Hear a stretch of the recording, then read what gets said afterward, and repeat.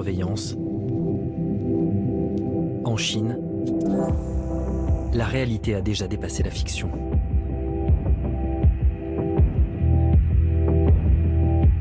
Imaginez une société où plus personne n'aurait peur. Car la technologie aurait permis de diviser le crime par deux. Un pays où les vols à la tire auraient quasiment disparu. Où les citoyens auraient si bien intégré la surveillance des caméras qu'ils en oublieraient leur présence. Dans cette société idéale, plus aucun piéton ne traverserait au mauvais moment, sous peine de voir son visage s'afficher sur un écran de l'autre côté de la rue. Dans cette société idéale, les caméras seraient capables d'identifier les criminels même de dos, à leur simple démarche. Dans cette société idéale, l'intelligence artificielle aurait permis à un homme de réaliser son rêve le plus fou, prendre le contrôle total d'1,4 milliard de personnes. Xi Jinping prend conscience, lui, de l'importance de l'intelligence artificielle, je pense assez tôt quand même. C'est-à-dire qu'il faut remonter à 2008. En 2008, il est vice-président de la République et il est aussi responsable des Jeux Olympiques de Pékin. Et c'est lui qui donc va être responsable un petit peu de toute l'organisation et surtout de la surveillance de la ville. Et donc à partir de ce moment-là, il va organiser tout un réseau de caméras de surveillance sur l'ensemble de la ville pour éviter toute manifestation pendant les Jeux Olympiques de 2008. Parce que très vite, il comprend que les caméras à contrôle facial, que les systèmes de contrôle vocaux pour reconnaître les gens dans la foule, que tous ces systèmes-là sont extrêmement intéressants et que s'ils sont bien organisés, peuvent donner un nouvel outil au gouvernement et à lui pour se maintenir au pouvoir. Il met en place, on va dire, la première dictature numérique au monde. Pour mettre en place sa dictature numérique, Xi Jinping va dès le début de son mandat s'appuyer sur des géants du numérique, valorisés à plus d'1 milliard de dollars, baptisés les licornes.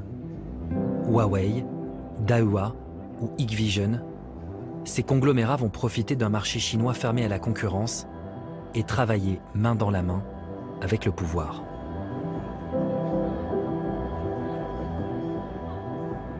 Les licornes sont bien sûr au cœur du système. Aujourd'hui, les entreprises privées, au-delà de 50 personnes, sont obligées d'avoir une cellule du parti avec un secrétaire général du parti de la cellule à l'intérieur. Ça veut dire que finalement, les licornes sont devenues le bras armé de la politique de Xi Jinping. Les licornes sont devenues obligatoirement et peut-être pas forcément avec plaisir, on va dire des collaborateurs du système. Avec l'aide des licornes, Xi Jinping va faire basculer le pays dans un univers orwellien que personne n'avait anticipé. En 2013, année de son investiture, la Chine comptait près de 100 millions de caméras. En 2020, 600 millions. Soit une caméra pour 2 habitants.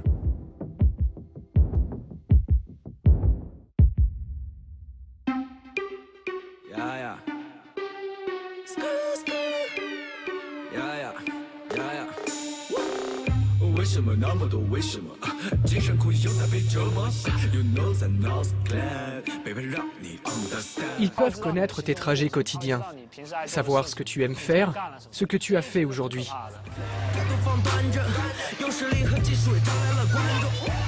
Les caméras de surveillance sont partout.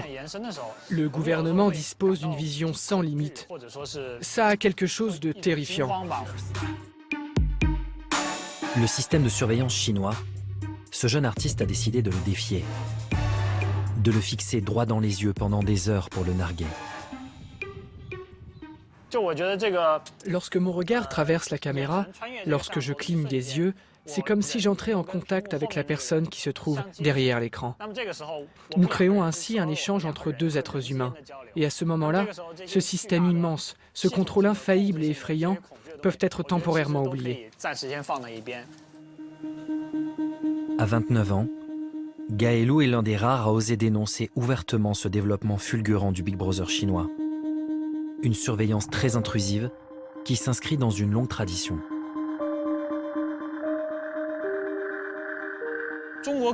Historiquement, la Chine contrôle certainement de façon plus profonde et minutieuse sa société que d'autres pays. Lorsque notre nation a été fondée, le pouvoir a emprunté beaucoup au modèle soviétique. Le système de dossiers, par exemple. Les autorités ont un dossier sur chaque citoyen où tout est compilé, y compris les mauvaises actions qu'on a pu commettre. Et ça nous suit toute la vie. Même si on change et qu'on devient meilleur, toutes les fautes qu'on a pu commettre, même si on les a réparées, sont inscrites à jamais dans notre dossier. C'est comme une tâche indélébile.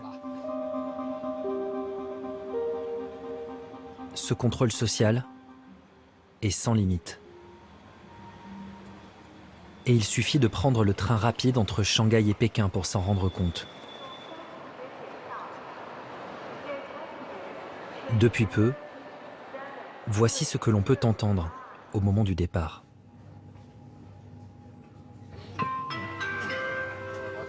依据国家相关部委关于在一定期限内适当限制特定严重失信人乘坐火车、推动社会信用体系建设意见的规定，为避免对个人信用造成影响，请自觉遵守有关规则。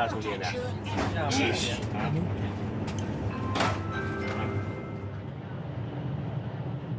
Récemment, l'Empire du Milieu a décidé de mettre la société au pas en instaurant un système de notation qui récompense ou pénalise les citoyens en fonction de leur comportement. Un système baptisé crédit social, expliqué dans une vidéo pédagogique. 2013年就率先在山东省启动了社会信用体系建设，为所有社会成员建立政务信用档案，依据信用分数高低划分为 AAA 到 D 6个等级。我是 AA 信用等级，有什么激励措施？你可以参与评先进、评职称、发展党员，享受政策扶持优先，免抵押信用贷款。我酒后驾驶等级降为 B 级。很遗憾，你不能入党，不能当村居书记，不能参选2代表1委员。我受到行政拘留，信用等级降为 C 级。Sorry， 一处失信，处处受限，你不能享受政府贴息贷款。我是法院老赖，等级降至 D 级。你将受到联合惩戒，被列入了失信黑名单，不能当兵，不能坐飞机，不能参加政府采购工程招投标，不能获得政策支持。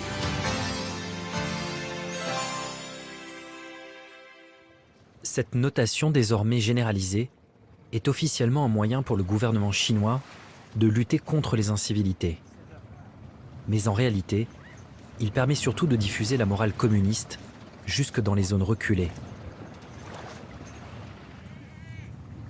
Comme ici, à Rongsheng, une petite ville côtière située au nord du pays.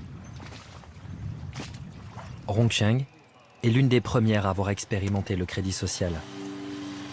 Le barème de points est affiché au centre de chaque quartier pour informer les habitants des règles à suivre. 5 points, déduits pour la découpe illégale et le séchage de nourriture. 5 points, déduits pour le brûlage d'ordures ménagères ou de feuilles. Certaines de ces règles incitent clairement à la délation. Signaler la participation à des sectes, les faux et contrefaçons, constructions illégales, 5 points de gagné. À Rongsheng, ce contrôle social semble être plutôt bien accueilli par une population en mal de valeur morale. L'intérêt du groupe prime sur celui des individus.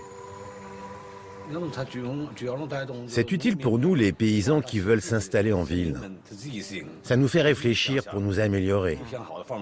Et puis le système de points qu'on ajoute, qu'on retire, pour les citadins, c'est bien. Cela permet de s'élever. Tout le monde veut avoir des points en plus, pour devenir des résidents d'excellence. Chacun est responsable de son comportement, se surveille. Il faut avoir une bonne attitude, des bonnes habitudes. Comment voyez-vous les gens qui sont mal notés? Comment dire? Ceux qui ont des scores bas, on va un peu moins les fréquenter. Si on n'est pas vertueux, personne ne voudra vous fréquenter. À l'origine de ce système de notation des citoyens, un chercheur, membre éminent de l'Académie des sciences sociales, Lin Junhue. Ce sont ces travaux qui ont inspiré le gouvernement chinois et donné naissance au crédit social. Ça revient à dire que les citoyens sont comme des enfants qu'il faut éduquer, non? L'éducation est nécessaire. Le système de crédit social est le meilleur moyen de gérer efficacement une société. Avec cela, on peut non seulement contrôler les risques financiers, les risques bancaires, mais aussi rétablir l'éducation morale, l'honnêteté, les comportements vertueux. La résolution des problèmes par le crédit social, ce n'est pas l'envoi en prison quand on a enfreint les lois. C'est le regard du reste de la société qui trouve que votre attitude n'est pas bonne.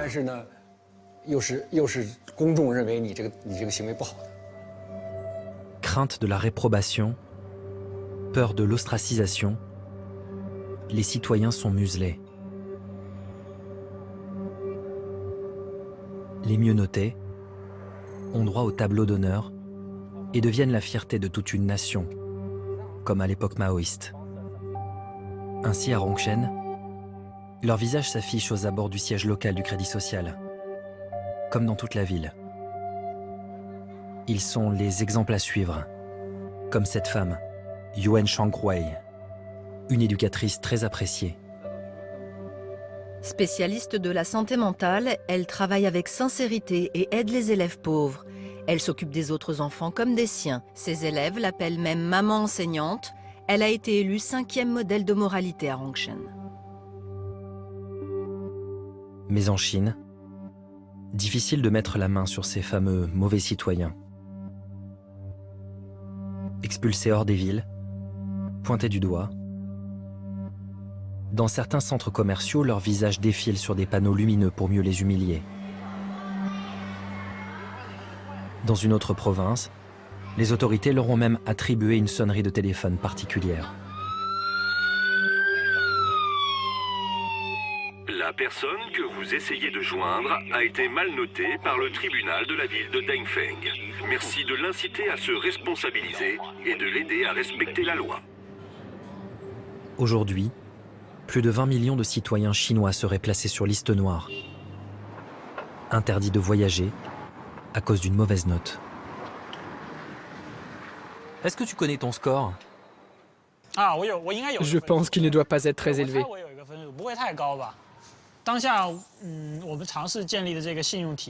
Le système de crédit social, à vrai dire, je n'aime vraiment pas ça.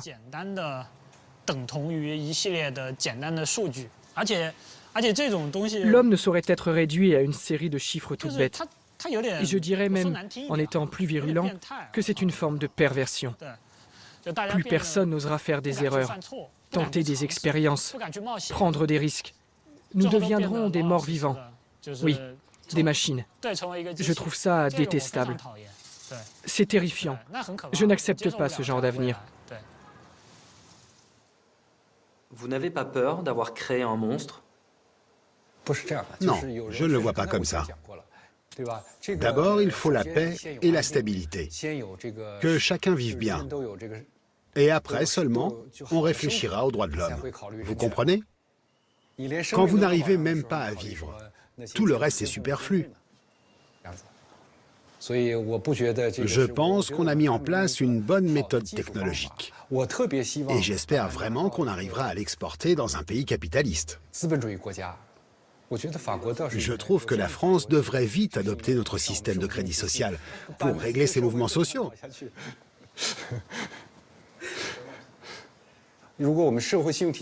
Si vous aviez eu le système de crédit social, il n'y aurait jamais eu les gilets jaunes.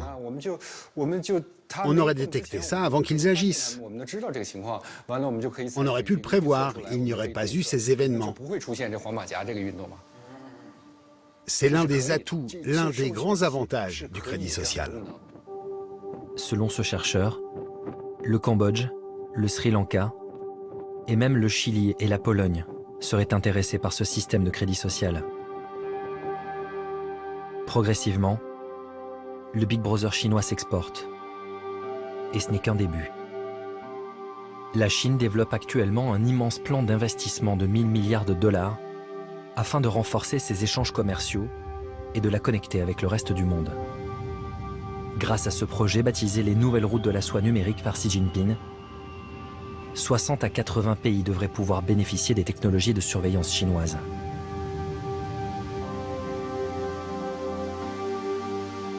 « 60 à 80 pays, dont la France, qui au printemps 2019 recevait en grande pompe le dirigeant de l'Empire du Milieu.